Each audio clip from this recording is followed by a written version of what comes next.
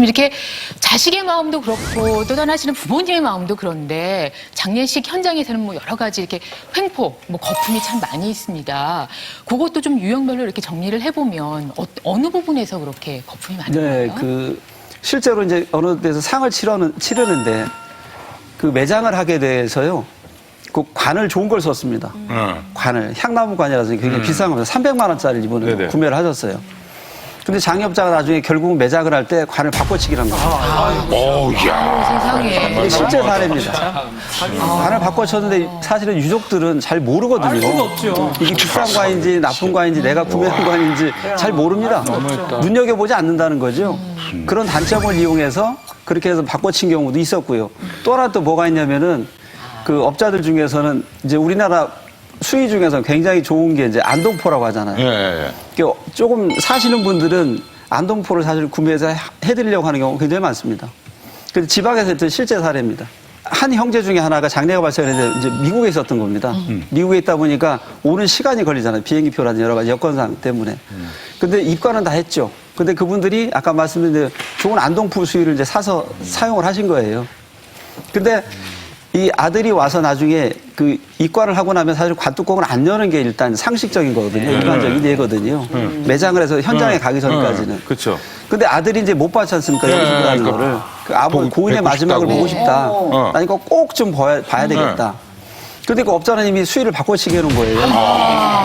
염숙을 하고 난 다음에 그날 저녁에 이미 수의를 바꿔치기를 해놓다 보니까 관뚜껑을 열 수가 없는 거죠. 그 업자 입장에서는.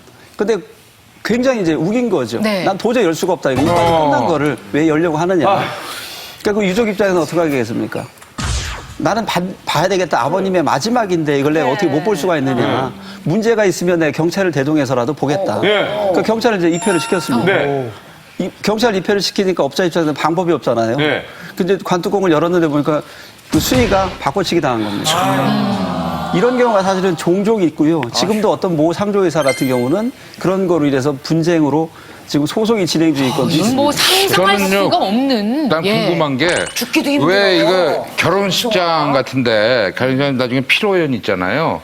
그럼 거기 어떤 데 가면 이렇게 뭐 이렇게 하나씩 붙여주잖아요. 맞아요. 이거 뭐 사람 수 세잖아. 근데 그게 무슨 상주가 그 온 사람들을 머릿수를 세겠어요. 못하죠. 더군다나. 예. 그런데 음식이 앉아 있으면 먹기 싫다는데도 막 나오고 못 떨어지면 그냥 불이 나게 이게 많이 남아 있는데도 또 갖다 주고 막 이런 거 많은 것 같아요. 맞습니다. 그 장례식장에서 이제 음식은 대부분은 재사용하지 않습니다. 왜냐하면 그래야 더 많은 음식이 가져와서 비용 청구가 더 되기 때문에 절대 음식은 버리진 않습니다. 재사용은 안 합니다. 장례식장은 그런 거로. 단 재사용하는 음식이 있습니다.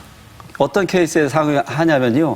제사상에 쓰는 음식은 재사용을 합니다. 아이고. 심지어는 수개월짜리를 씁니다. 그 조기가 보면 꽁꽁 얼어가지고요. 못 쓰는 것들. 그다음에 과일 같은 경우. 그래서 그런 것들은 굉장히 하는데 그 한 상이 보통 2, 30만 원씩 받거든요. 네. 한 상에. 네. 그러니까 하루에 3상으로 모셔야 됩니다. 아침, 점심, 저녁으로. 그런- 그런 비용들로 해서 과도하게 안 좋은 경우가 거라고. 있습니다. 뭐 이런 것들이 지금 장례문화 이제 현실이고요. 그래서 일부 이런 업자들 때문에 그 양심적인 업자들이 전부 다 매도되는 경우도 굉장히 많습니다. 뭐 합리적으로 하는 경우들도 많이 있는데 일부 이런 문제가 있다는 걸 여러분께 짚어드렸고요. 사실은 장례라는 절차를 통해서 저희가 사실 살아생전에 효를 해야지 장례라는 절차를 통해서 저희 스스로가 위로를 받으려고 하면 안 되는데 그 장례의 의미가 어떤 것인가를 한 번 더 생각하고 또 이런 거품의 문제에 있어서도 조금 더 이성적으로 판단하고 선택을 해야 되지 않나 하는 것도 여러분께 이 정보를 통해 드리면서 함께 좀 생각을 해봤으면 좋겠다 싶습니다. 네.